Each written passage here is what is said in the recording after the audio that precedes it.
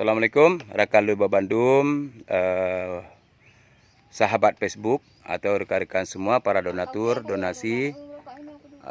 Pada hari ini saya sedang berkunjung ke rumah Kak Islamiah, warga Kampung Kerto, Kecamatan Lapang, Kabupaten Aceh Utara. Jadi kami mengunjungi rumah beliau yang seperti ini, yang sendi-sendi rumah yang hampir roboh.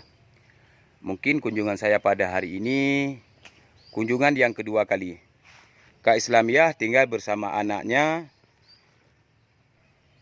Ibu Islamiah sudah menetap di rumah yang kondisi seperti ini, yang lagenyo lebih kurang berkisar 20 atau 18 tahun menurut keterangan rogo sendiri.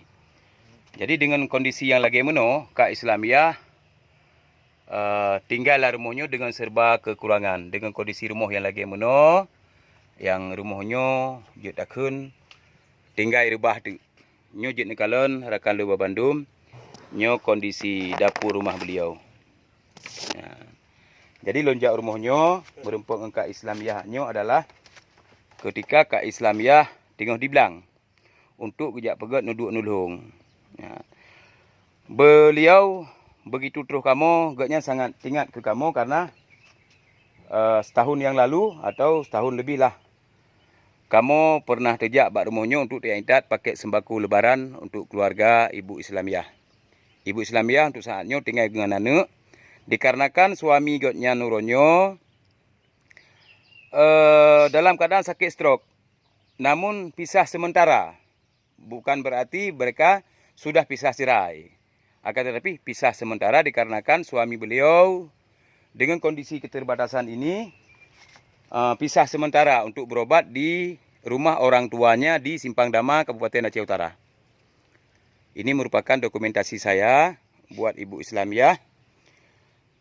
Dengan kondisi yang lagi meno rumah hotel Tagalon, lun pikirnya sangat-sangat layak untuk kita perbandingkan, kita bangun baru rumah layak huni buat beliau. Kami hari ini PSM CRR bersama Jaya Buah-Buah mengunjung rumah beliau. Lagi yang mantang rakan Lubah Bandung, sebagai informasi terakhir rumah beliau yang mungkin padu-padu bulan yang kau ikut, Bang Edi Fadil juga sudah pernah hadir atau sudah pernah mengunjungi rumah tersebut, rumah Ibu Islamiah. Lagi yang mantang, sebagai pelaporan long, Assalamualaikum warahmatullahi wabarakatuh.